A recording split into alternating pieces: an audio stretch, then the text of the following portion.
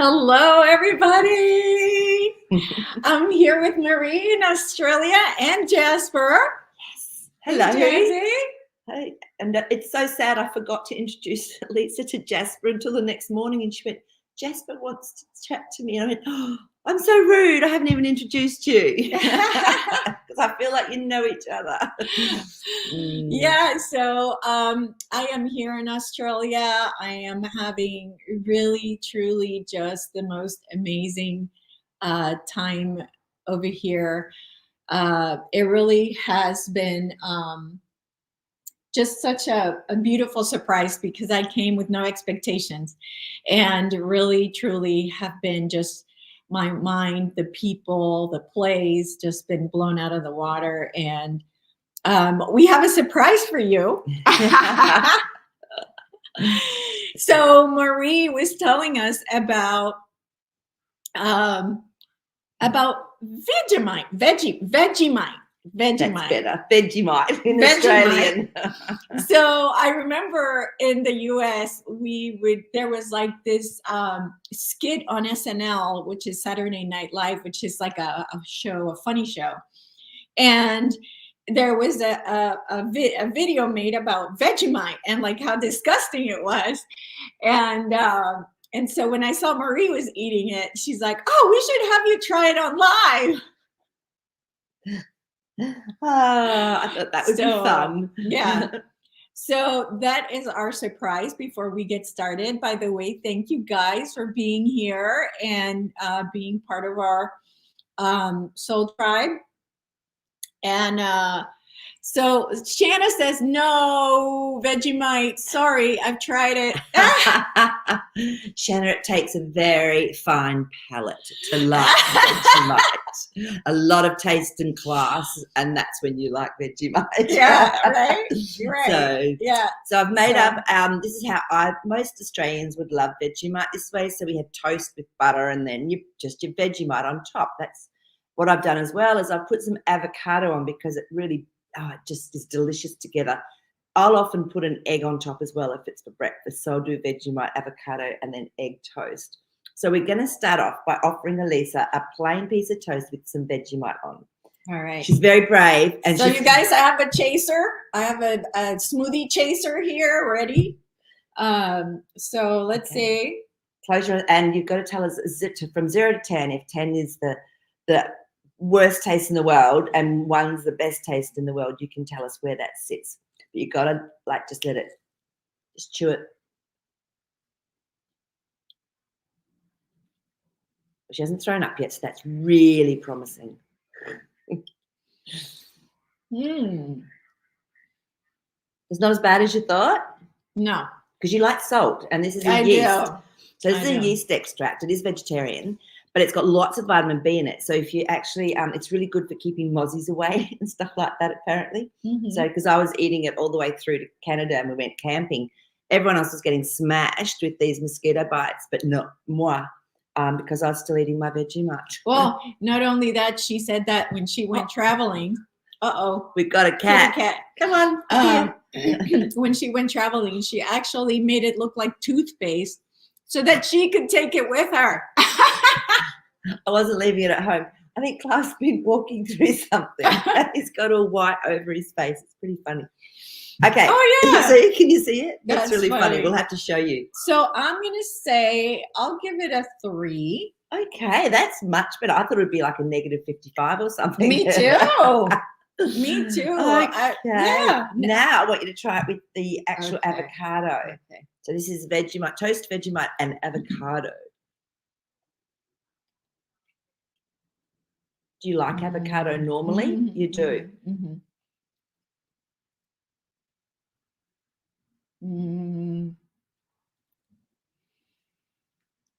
It's not a very strong taste. No, and we do it just fairly, you can put it on thick, but I don't like it thick. I like it so it's just spread a little bit over the toast. So because you like salt, that's probably why you could go a little bit stronger with it. Oh. So, yeah. Yeah, I mean, I'll eat it. Yeah, I'm impressed. See? So, but for me, that's a staple. If I have toast, I don't want anything but Vegemite on it. And I remember when we're tiny kids, we're eating Vegemite. Well, you also put butter on it, and butter. don't you? Yeah. So butter, I think Vegemite. that helps it too. Oh God, yeah, you wouldn't just want anything. I wouldn't put anything just on straight toast. Get the butter into you. So I wouldn't eat it every day at home like you do, but it's not disgusting. Yeah, so there you go. So you must have class and refined taste, Elisa. Good job. High five. So it's so nice having Elisa here. It's just been absolutely wonderful. And you know what you see is what you get. Elisa's Elisa, and it's really nice. There's no difference between how we chat here and then how we are when we're chatting on the couch or having dinner. So yeah, it's been pretty special, and and it was really lovely because I got to show Elisa the southern part where the airport is here at Gold Coast. What happens is you drive another 5 minutes and it's the most beautiful ocean, and the border between New South Wales and Queensland sits right down on that Tweed Heads area. So we went down there, and I didn't know this, but Elisa had never seen a whale in the wild. Like for us, that's just so normal. We have whale season. I've had it since I was a kid. Yeah. All around Australia, we get the whales going through. And so we were sitting there having like a smoothie and some breakfast, and Elisa spots her first whale breaching, didn't you? Yeah, jumping up in the water, in the air and blowing up through the air hole, and it was pretty far. So it must have been a pretty big whale. Yeah, they're big. They are big. So yeah, and a lot of them are going up to where we call Harvey Bay. That's a little bit warmer water, and that's where they usually have their babies, their calves. And then they come back like through September, late August, September, they come back up and they spend a lot more time playing because they're teaching their calves how to signal with their tails and with the breaching and all of that. So yeah, no, I think it was awesome that you saw that. Yeah. First time. There's been a lot of firsts here, hasn't there? I know. And that's why it has been so amazing because, long time ago, I'm going to say 20, 30 years ago, I was told, Australia's stuck in the 1970s. Everything's really old. And, I was expecting this, I don't know, everything to be old, like the buildings and the cars and everything else. And it has been quite the opposite. Let me tell you, everything is super clean. Everything looks brand new. The architecture is all different. And, it's just it really truly just I'm amazed at the beauty, and I was thinking I'll go see Maree and I'll probably never come back. And now it's like, when can I come back again? It's just been amazing, really. And that's why everyone wants to move here, so because it's a lot warmer here as well. So we've sort of got a semi-tropical, very tropical in summer, but people move up from the cold states and cold cities, which is a shame. So she says, what do you see in Australia? Is it the same as Europe? So so that's from Maple Tree. So in Australia, well, I noticed the bird sounds. Like the first thing I noticed when I was waking up was the bird sounds. The bird sounds are so different and so beautiful. They're just absolutely beautiful. They're just sounds that I've never heard. We went walking on a path in a kind of like a jungle area on the mount. There's mountains here, so we went to one of the mountains, and there was a tree. I swear to God, I felt like I was in Jurassic Park. It was massive, massive, massive, and so it's a type of tree I kind of haven't seen before. At least if I have, it has not been that old to do what it was doing. But the roots were like all expanded outside of the dirt. They were expanded and out, all the way out like that. It's called a buttress root system. Oh yeah. And so absolutely just striking, really, because it was just so huge. It was huge. You could tell it was hundreds and hundreds of years old. And so, and then we had an awesome get together with some people that came to see us.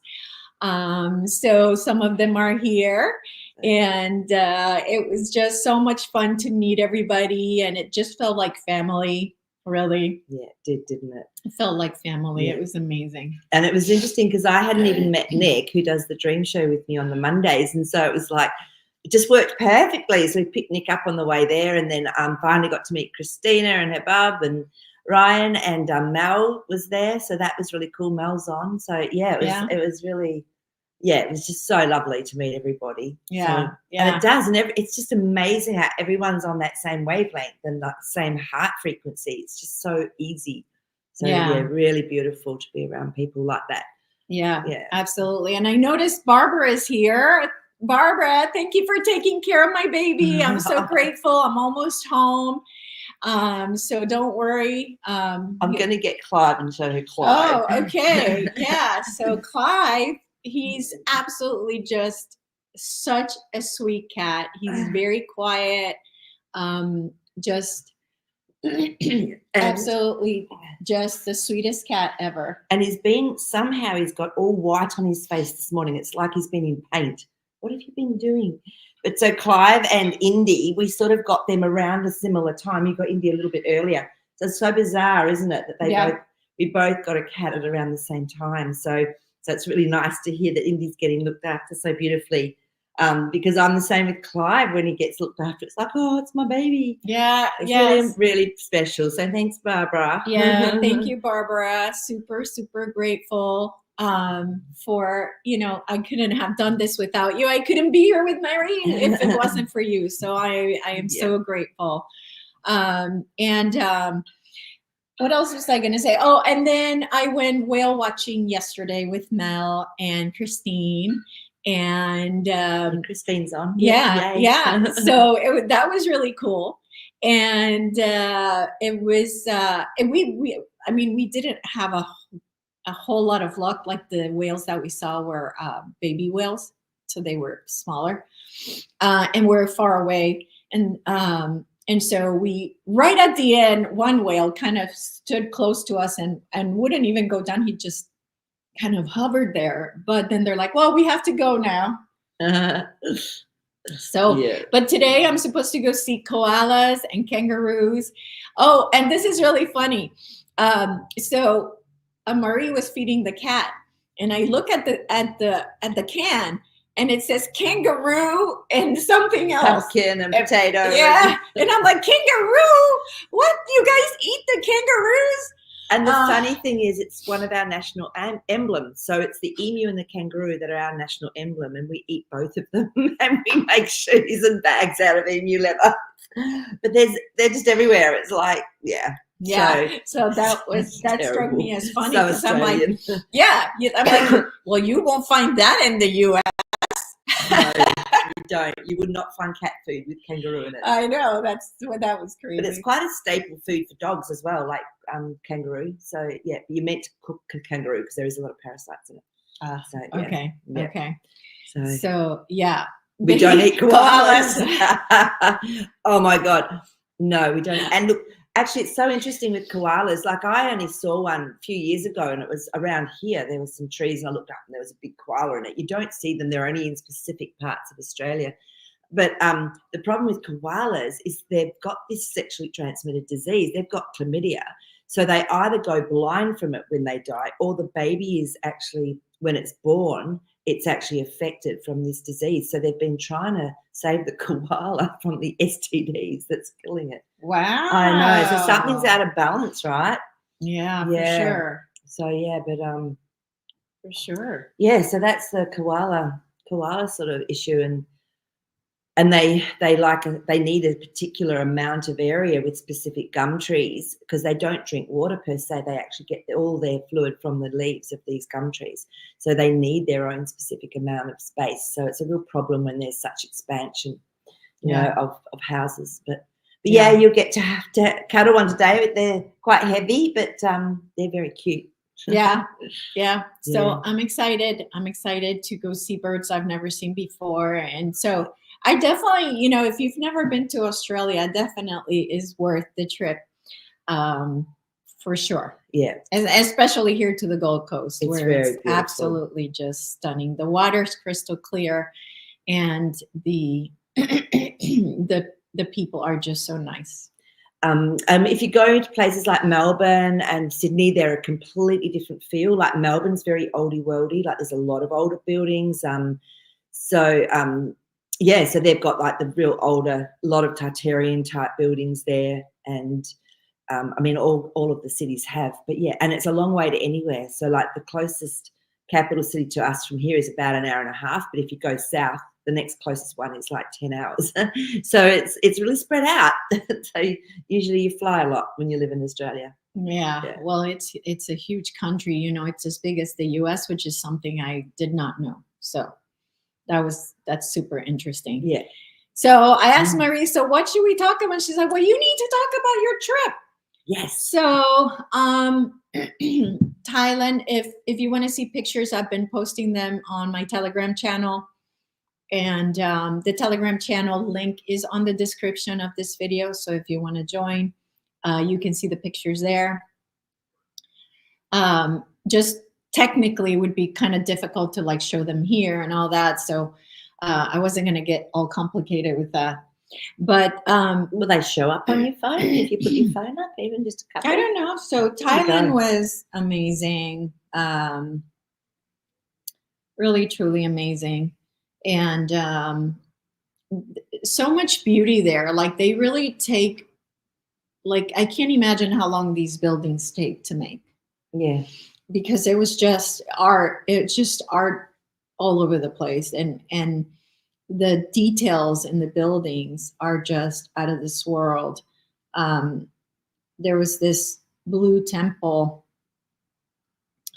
I don't know if you guys can see that, but there's a blue Buddha. This was inside the temple. And then beautiful. Outside the temple, let's see. This is outside the temple.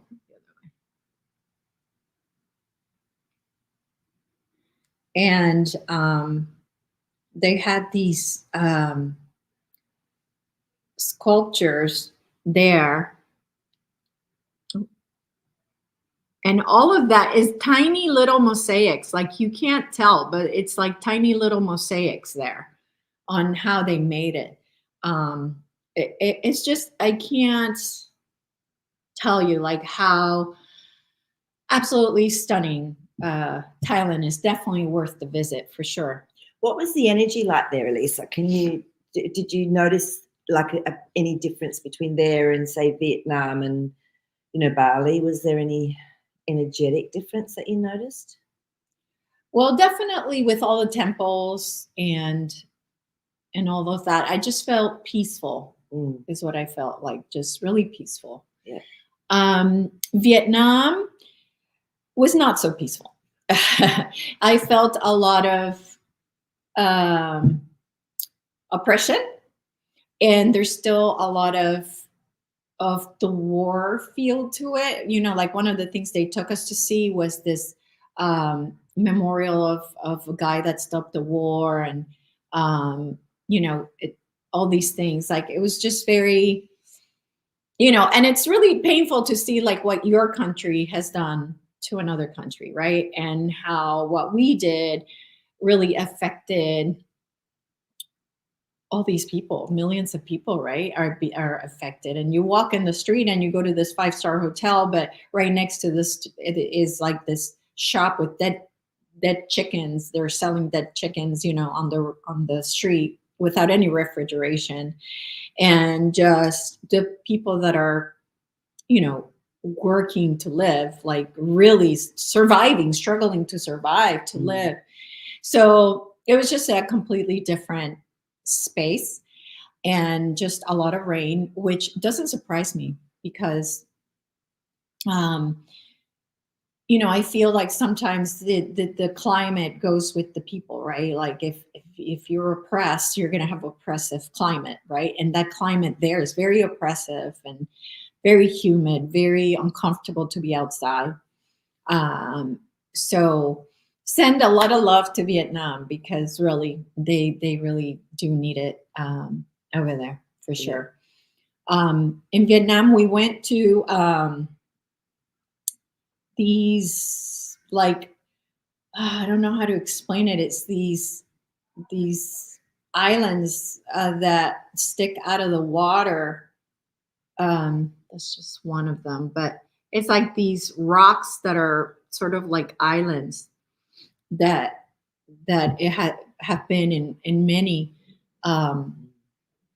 Yeah, and then so yeah, Nick, this is Halong Bay, and we did go to Hang Son Doong, and it's gotta be this. It was this gigantic cave, and it was incredible, absolutely stunning.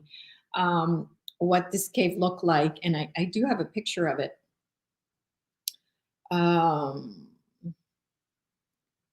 so that's in there, and I don't know if you can see the people, but it was massive, just massive, absolutely massive, beautiful, stunning. So that was really pretty in Vietnam. And then after Vietnam, we went to Bali. Bali was amazing. I had the most amazing experience the last day. We went to see a bunch of temples, but after the tour was done, I stayed 3 days, and I had asked my guides, where should I go? And I had gone out to do something. And when I came back, I opened my Facebook, and the first thing when I opened my Facebook was this place. And it was like this serpent, this like snake, like carved into this waterfall.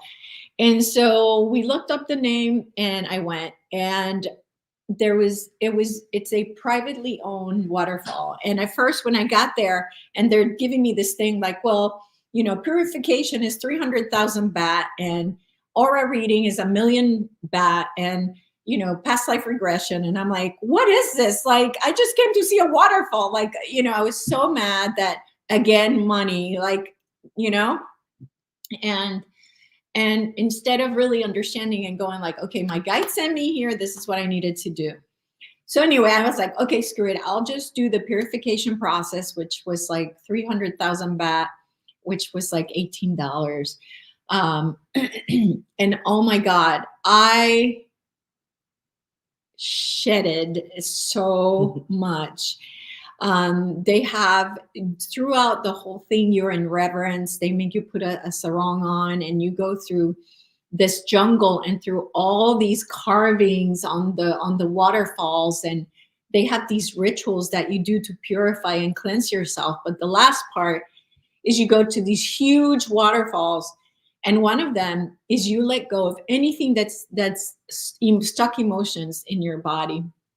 They said specifically, scream as loud as you can, whatever you have to do to get all of this out of your body. And then the second one after that was the positive one, where you're just excited, happy, you can dance, you can do whatever you want.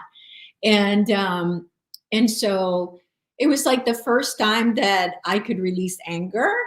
I've never been angry. I don't get angry. And I think it's because I had to suppress it when I was a child.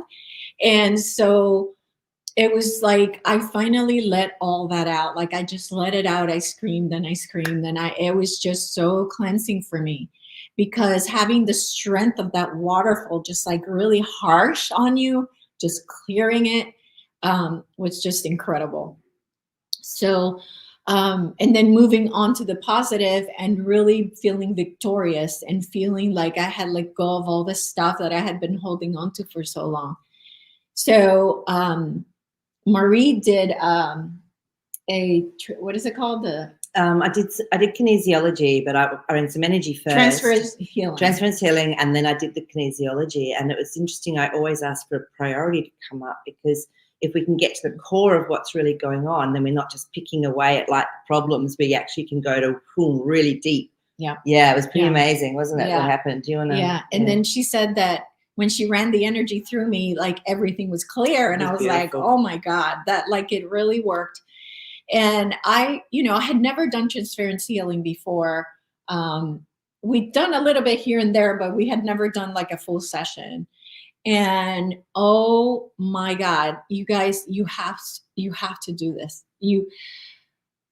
Oh my God. So all along, I've been battling with self-worth. all along. It was never self-worth.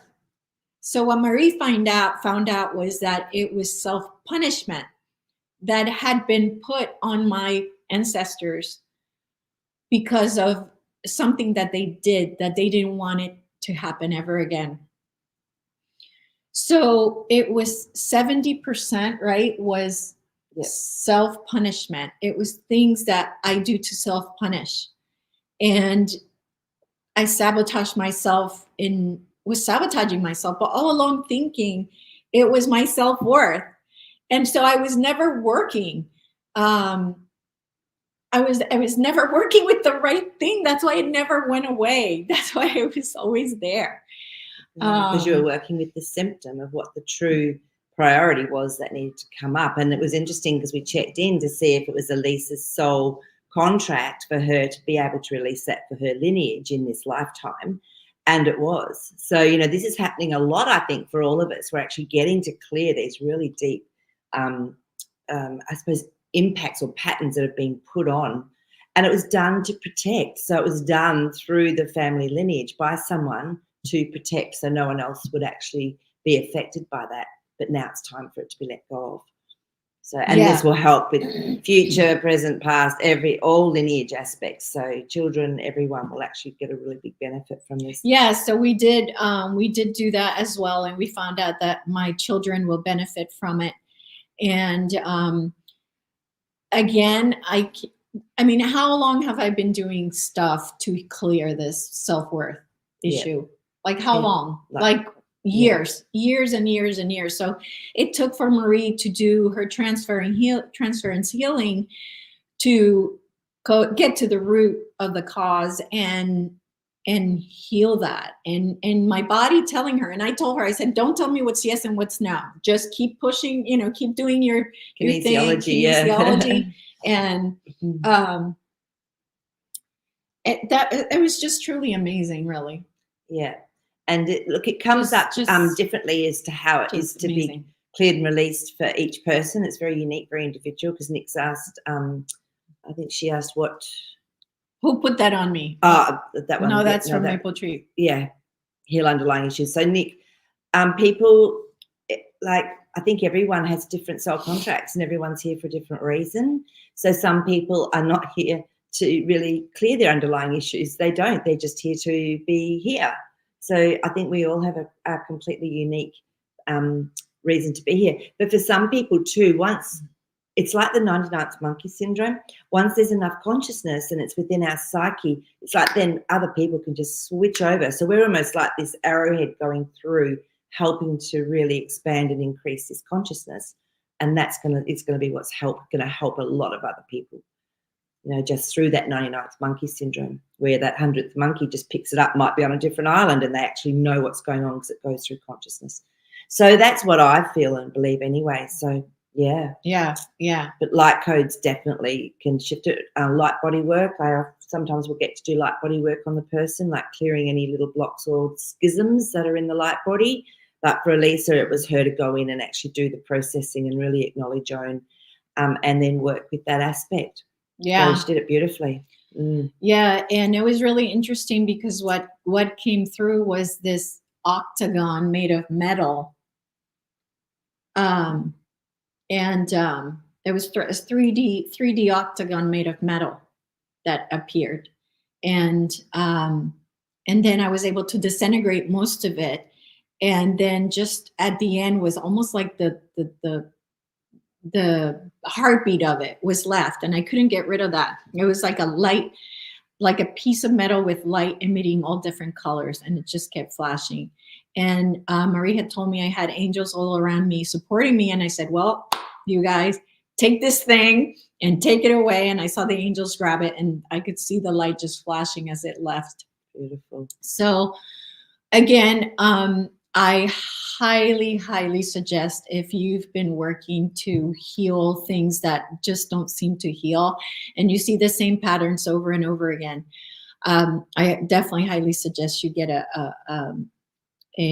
transference healing session with Maree, because it really, truly life-changing, really.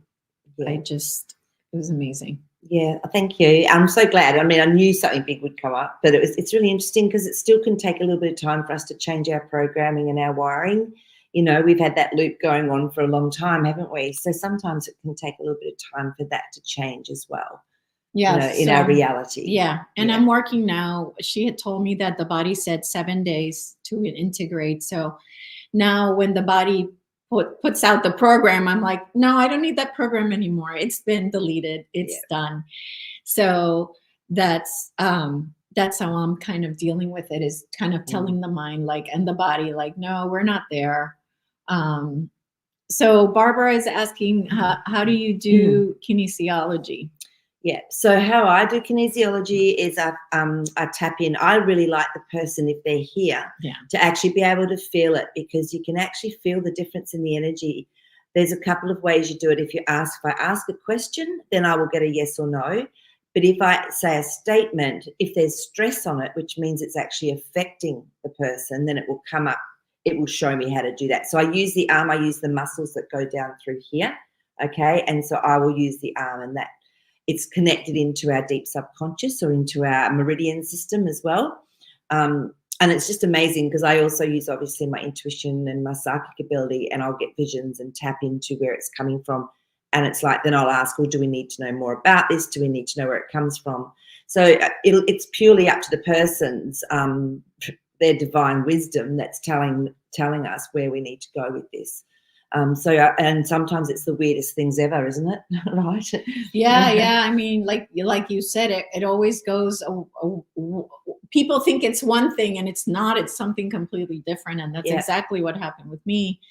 And I was also getting some intuitions about it as well. So that was super interesting. And Claudia is asking, how does it work here? Which I think she's asking, how do you do it remotely? So because there's no such thing as time or space, our consciousness, I can actually tune into you. So I always tune in. I always like to run the transference healing energy first, and then we do the kinesiology. So that's a little bit different to a full transference session, but I break it up so we've got time to do the kinesiology. So I just tune in, and I use my own arm, and I let people see that, so they can, and you can feel it as well. It's really quite interesting. You can do it with your fingers. You can do it, you know, with whatever, but I don't even need to do, really, I usually get the intuition first, and then it's just confirmed often by the kinesiology anyway.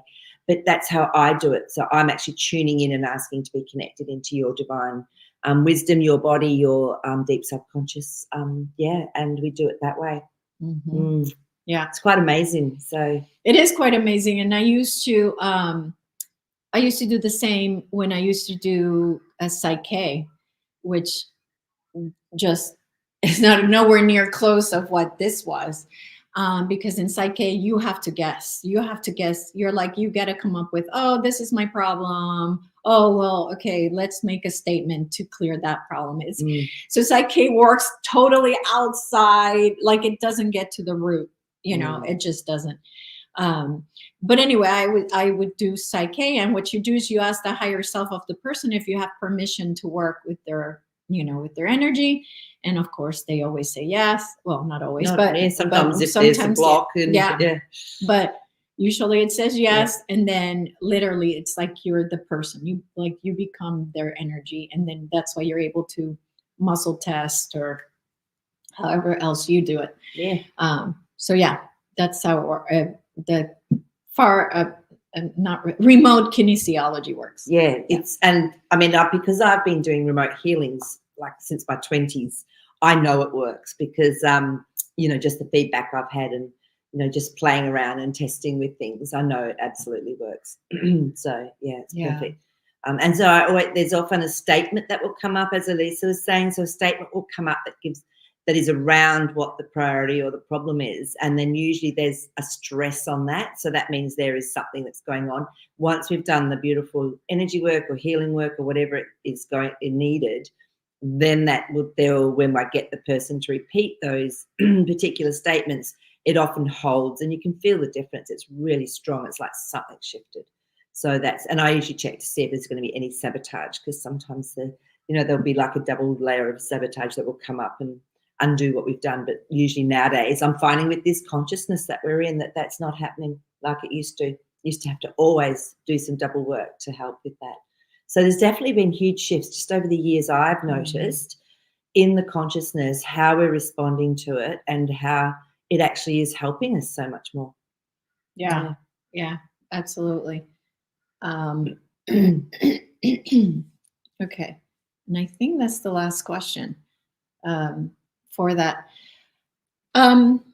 We have a little bit of time if you guys want to ask anything specific. I know there's a lot of stuff going on the planet. I myself do not know a lot about it. I know that the only thing I know about is the Microsoft outage and the Olympics outrage, which I don't even really know if there's anything to look at. It's so obvious that it's the movie that it's almost like, what can we ask? Like, because it's all part of the movie. Yeah. So what I would like to ask about the Olympics really is it waking people up? Like, is it doing its job? Yeah. Are people realizing what they're doing? Yeah, realizing what's happening with that. It's interesting because I actually just really quickly had a look at a few comments, and some people were just aghast at what they'd seen, and but some people were still going, "Oh no, Lady Gaga was amazing! It was all amazing." And I'm just going, "What planet do you live on?" I think some people are really blinded to what's actually happening in the world. Well, they have this thing where they don't want to be wrong. Like it shatters their illusion. Their not comfortable. They're feeling safe. Their safety. Yeah. So to them, they don't want to question anything that could make them feel unsafe. That's right. Right? Exactly. So if they've always loved the Olympics and it brings everyone together and it's beautiful, they're not going to change that just because they've seen demonic action and all this like stuff that goes on. They're not going to own that. Yeah. So I definitely would like to know, are people, is this waking people up? Is it doing the job that it's supposed to be doing? Yeah. I mean, I think they're probably the really asleep people. King of Pentacles, so our King of Pentacles is someone that really knows their reality. They're a master. So this is definitely been done as a part of the movie to do that, to really reveal. So that's a master creator, someone that really does create. Yeah. Four of Swords, there's still more to come because this is our hidden one. So and it's going to be shown. This is what the Four of Swords means. There's still something hidden that's actually going to show itself with this Olympics. Yeah, which is really interesting. So let's just check into the Queen of Pentacles. So this is when people, others, us, we all look at our reality. So I feel that, this is really going to make people look at the reality of what's in front of their face. So it's contemplating, well, what was that? What is that? This isn't really how it's been before. So I do believe it's actually helping people wake up. Okay. Yeah. Okay. All right. Good. And then the other question that I had was about the Microsoft outage, because what was, what was that about? Was it about rebooting certain computers? Was it about showing people the power of, I don't know, like what can the cards tell us about this outage? Because it could be so many things. Was it the good guys? Was it the bad guys? I heard it was a hack. I heard, Yeah, exactly. You hear everything, don't you? And that's the thing. There's just so much out there that's completely does what they do 180s on each other. It's like, hang on. So let's have a look and see.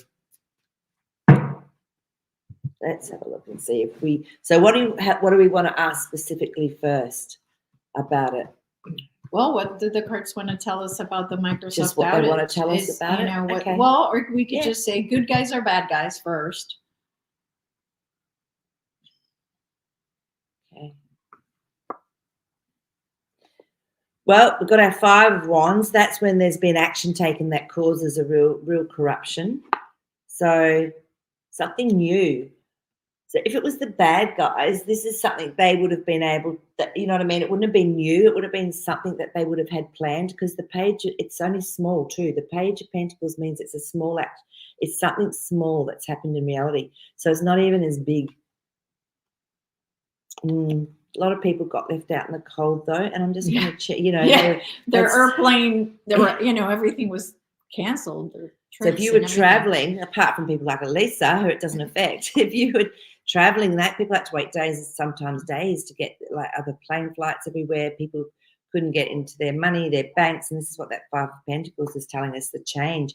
But I believe it's actually, and I actually felt it was a test run, because that Fool card has come up, which is the new beginnings.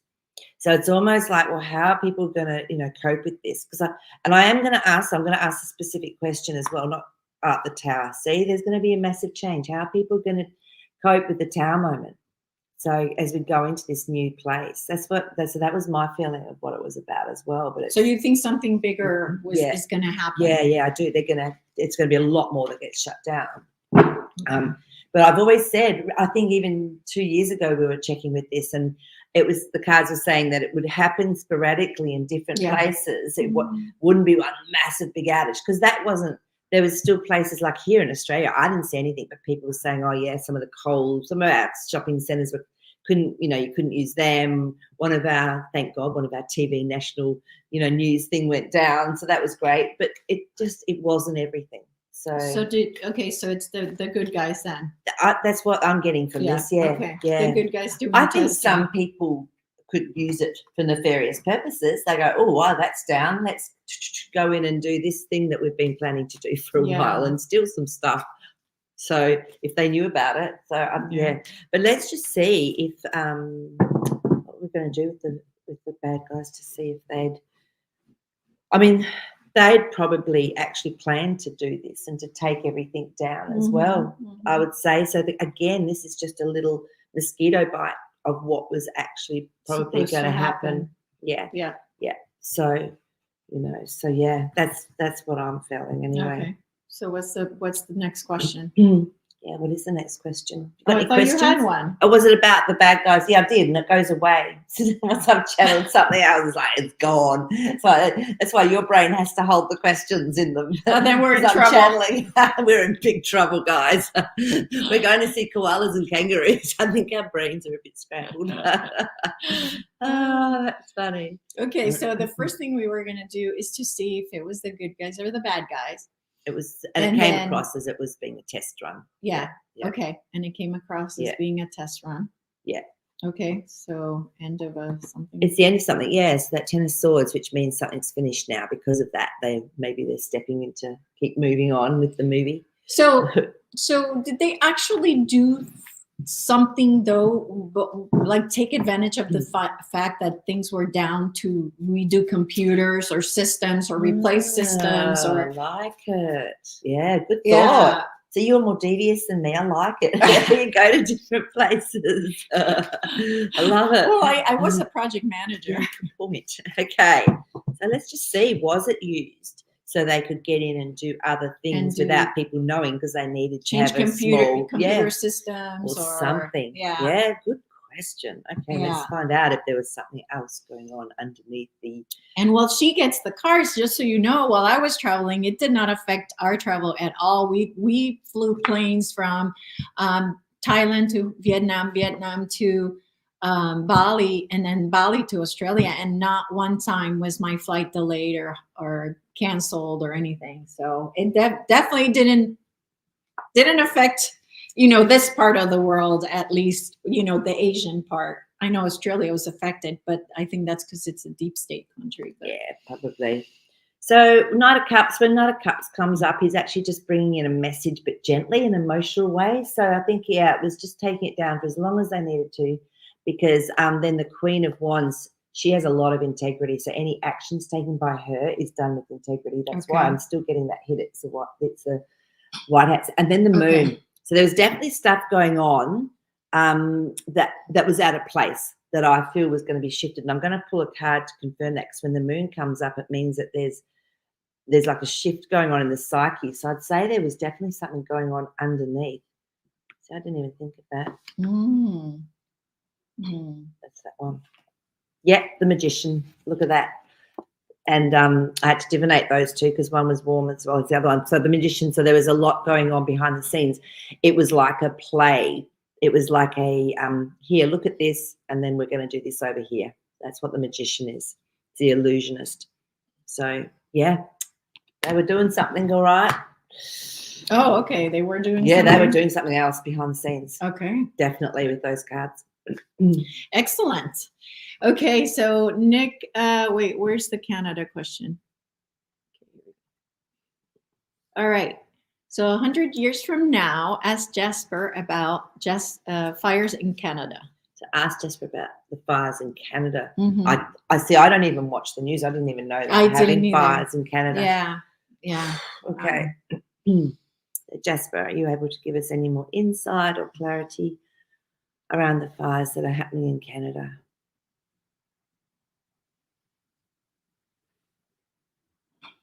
It's interesting. He's just showing me. I don't know. Is it going from the west across? I don't know. But that's all I'm seeing. But yeah, it's taking out quite a lot of the forest and land and things. It's like he's saying it's like a purification. It's like a burning off and a purification. And that I think there has been some help with it as well. Like, you know what I mean? It's not all just natural. And remember, we're always going to have firebugs and pyromaniacs and people like that do things as well. So, and it's summer. So, yeah, but there's definitely purification. That's what I was feeling when he was showing me the image of it.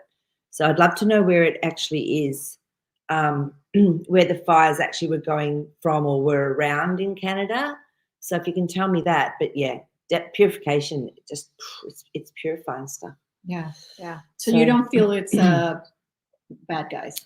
No, I don't actually. I don't even know if there's bad guys left anymore. I know. Like, to me, it's just this purification, and the earth is definitely doing her own purification in lots of places with floods and earthquakes, and she's doing a lot of rumbling. There's a lot of energy that's been shifted through those grid lines.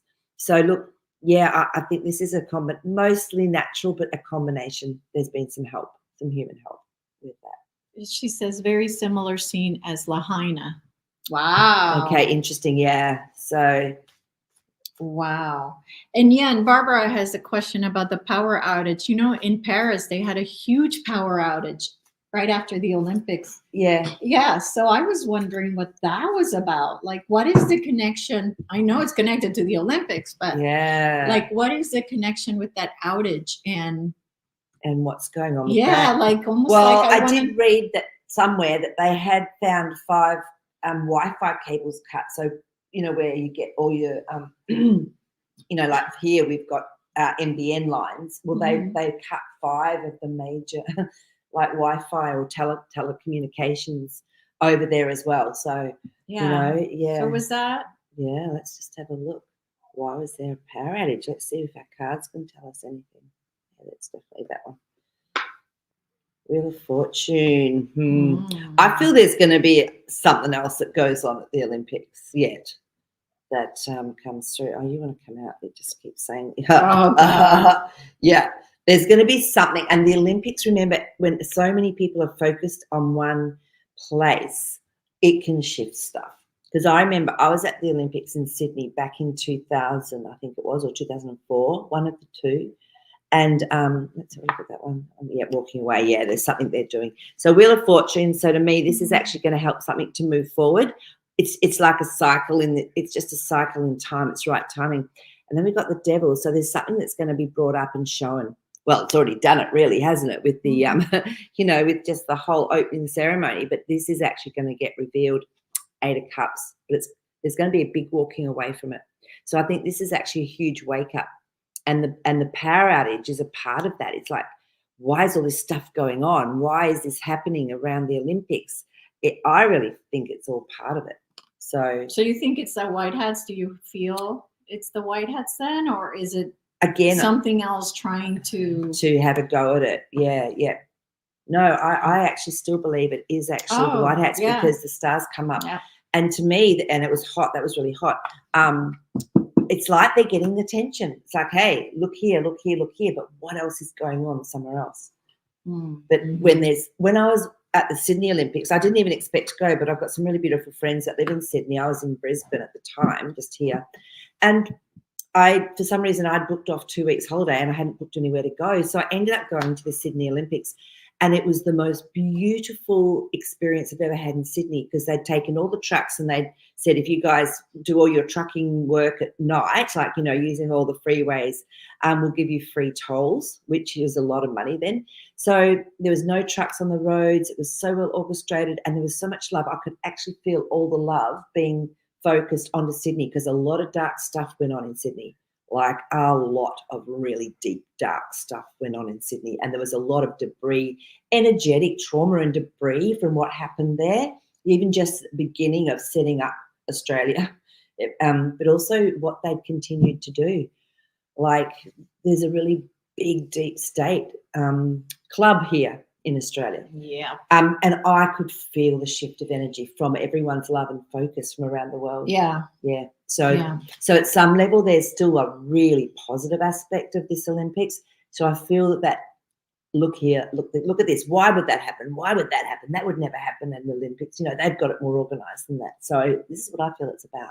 Yeah. It's actually about getting people to really notice. Yeah. So, okay. Yeah. And then Kathleen was saying someone also sabotaged the trains before it started in Paris as well. So, yeah. And look, there probably might be some little, what do you call them? Like minor groups that want to cause a bit of destruction and just get their word out, or whatever it is they're trying to get out there. But I would say a lot of that would be very closely monitored anyway, and that would be known about. I mean, they watch everything. Everything is watched. You can't do anything if you're using any sort of technology where it's not known about, right? Let's face it. Yeah. Yeah, Ace of Cups. That's absolutely true. You cannot. It would have been known about. It's like, right, yeah, let them do that. Yeah, let that go ahead. That's how I feel it's being orchestrated. Yeah. Wow, just incredible. Because I saw here that 1,000 years from now, I was thinking it was directed EW, which was what Lahaina was. But you were saying that you felt it was more I don't know, natural. And I think too, remember as well, 100 years from now, they've been using chemicals in the sky that actually coat the trees and things like that. So when they're burning, it's a different burn to what would be a natural fire. That's what I mean. There's been some interference, definitely. But they've been doing this for like 20, 30 years now. So all of this stuff builds up in the forests as well. And it can create the weirdest fires. So it might be started by, the DWs, but for the ongoing continuation of that sort of fire, there's something else there as well. Well, I also think that the more, even if it's directed EW, I would think the good guys would want to, it's almost like they want people to go like, why is this happening in different places? Why is it? It's like, even if it's really bad things to them, I think it's worth the loss of life for the entire awakening of humanity. It's almost like these people have contracts to give their life so that humanity will awaken. So I understand there's loss of life, but I also understand that there will be sacrifice made by those that decided to leave the earth so that we could awaken the humanity. So true. We all do have our own soul contracts. So, it depends on, so like 50-50 and ask more questions, because that's exactly what Elisa's doing. And it is, I think our souls don't leave unless we're meant to leave. So, exactly. And I love that Christina was saying it was actually the heart center. What was the one where I've been there so many times in Paris, where the Sacred Heart. No, where they took down I think it's where they burnt it. Remember they burnt it about 10 years ago? Notre Dame. Notre Dame. Is that where you mean, Christina? No. So like there is this in Paris, there's this Sacred Heart church that is in the outskirts, which is more like a different architecture than most of Paris. Is it Sacré-Cœur? Yeah. Sacré-Cœur, so Sacred Heart, Yeah. And so that one was the only thing that was lighted up. Wow. So that's what I mean. I mean, it's all messages. It's all messages. Yeah. Exactly. Yeah, it's all messages. Yeah. So and I know it doesn't look like it sometimes, and it's okay if you don't agree with that. If you're getting a different feeling, go with it. Trust it. Trust yourself. It's all good. Yeah, absolutely. So Absolutely. Yeah. So the chemicals they use are flammable, says Barbara. Yeah, exactly, Barbara. We've had this thing, sprayed on us for so many years, and it builds up. Yeah. And it's yeah. So that's what I feel is a lot of this as well. Yeah. Absolutely. And then I know that Maple Tree had a question about the election, of who will win the election, but still we need to ask if it's going to happen in this timeline right now. Yeah, because when we just know they've got all the data, they've got all the evidence that the 2021 was a bust. We know it. So if something doesn't happen before the end of this year, before the election, I wouldn't like to be on the streets. I don't know. Right. So let's have a look and see if there still will be. Will there be a pretend normal election, like as if it's normal? Everyone go out and vote and la la la la la. Do you really think people are going to go out and vote if they know, when they know what's I'm a state happening? national. I don't vote. It's hilarious. All right. So let's see. At this stage on this timeline, will there be a normal everyday 2024 election, as they normally do, even though we know they're hijacked? Okay, yeah, you want to come out. 9 of Wands. I think they're going to take this to the wire. I think they're going to make us sweat it. To make us think that it's going to happen. It's going to, because it's like, but it also, the 9 of Wands can mean it's nearly finished. It's been a really hard road of action, and look at it, bandaged head, been beaten up a bit. So maybe it's actually going to happen like sooner. 3 of Wands. This is actually looking out to the future and letting go of the past. So somewhere in between now and November, something is going to happen, is what these cards are saying at this stage. I'm not getting a yes that it's going to go ahead with this. Seven of Pentacles. They've been planting seeds for a long time, just watching it. So if there is an election with these cards on this timeline, I would be very surprised. So it's just not, no, it's saying we're nearly at the end. So something will have to give. Yeah. Something will have to give. Yeah, the Hanged Man. But it's leaving us in suspense. We have to surrender to whatever's going on. Yeah. It's like, don't get stressed. It's like we can't. Yeah. So it's like going to a movie, right? You don't know what's going to happen. You don't get up and yell idea. you don't get up and start yelling at the actors. Don't do that to her. That's wrong. Yeah. So remember, it's just a movie. We're in the Truman Show. That's right. We're just. Oh, we frozen. Did we? Oh. Uh-oh. It's white, green beast. Trees, parsnips, not just so sad. Oh, I'm on 2G. I'm going to try this. Oh, we only had 3 minutes. Oh, cool. Okay, let's just see if that helps. That's a much better Wi-Fi. Oops. Maybe we'll just put a comment. Put a comment in. Sorry, we froze. Thank you for being here. Blah, blah, blah. Oh, see, I can't even post a comment. Oh, really? Do you want to pop it on your? This is weird. That was weird. You and me together.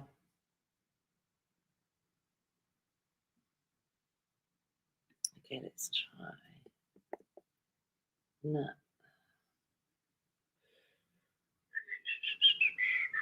Oh, we forgot the banner. Oh, we didn't talk. Oh, I forgot the banner. No, it's completely frozen. It's like your internet isn't. Weird. Yet it's on full. It's got full internet. Yeah, it's not. It won't load. It's because you're on. Yeah, but it's like, it looks like the service, like How the bizarre. service itself is down. How bizarre. Which is weird, because that will go off if there was no service. And we can use my phone wireless tap it to yours. Or I can do it. Actually, I can do it to my computer. Here's my phone. Yeah. You got to do it to the phone because you got to use the cellular network, not the Wi-Fi network. Sorry, hang on a second. You got to change networks. Yeah, that's not good. I'll just press my hotspot. Yep, let's try it. See if we can get back in. Well, that was a bit of a da-da finish, wasn't it? Right.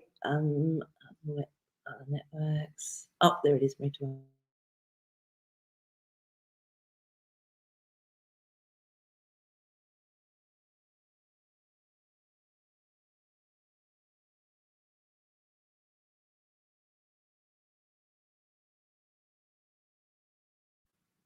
that's fine. All right. Now It's on my, it is now. It's coming up on my, that's on my phone, but I Right. think it's just frozen because it's frozen. Yeah, but so let me Yeah, explain. So yeah. there's two networks you're using. Yeah. So the 5G or the Wi-Fi. So when you use the Wi-Fi, it's using the landline. It's not using your cellular. Yeah, that's right. It's two different networks. Correct. Yeah. So that's what I'm saying. Turn off your Wi-Fi, because if not, the phone will go to the Wi-Fi first, and the Wi-Fi is what's not working. Yeah. You want to use the cellular network data, not the Wi-Fi data. Oh, okay. So I thought if it went on here to my phone, then it's using the cellular. Phone's picking it's Wi-Fi. Still using the Wi-Fi. Yes. Gotcha. Yeah. That's why if you turn the Wi-Fi off, it makes the phone use the cellular network. Okay. Gotcha. Yeah. No drama. It's just, I think it's just frozen. Yeah. So shall I just end it? Yeah, you can. You can join from your phone and just put a quick. Oh, you can't join because I'm not in it. Well, if this is still on. Leave that on, because what I'll do is I have got StreamYard on here. I downloaded it once because I had an issue. There it is, StreamYard. But it's going to log in on your account. Oh, no. No, I'm a guest. So just do Elisa No, quantumlifetransformations@gmail.com. It's not coming up with anything. It's frozen. Oh, hang on, here we go. So Quantum Life Transformations @gmail.com. Oh, but I won't be able to get the code because I have no access now. Unless you want. Oh yeah, look, I think we'll just put a message up. Go, sorry guys, we finished early on the YouTube. We'll do it on the YouTube. Yeah. No, that's not going to work. No, okay. That's not going to work because we can't get the code. Oh. Oh well, at least it was at 57 minutes and 44 seconds and not 2 minutes. Yeah, see, it's just frozen. This is weird. Yeah. Well, who knows if the guy that's in the roof, if he started the work or whatever. Leave site. Yeah.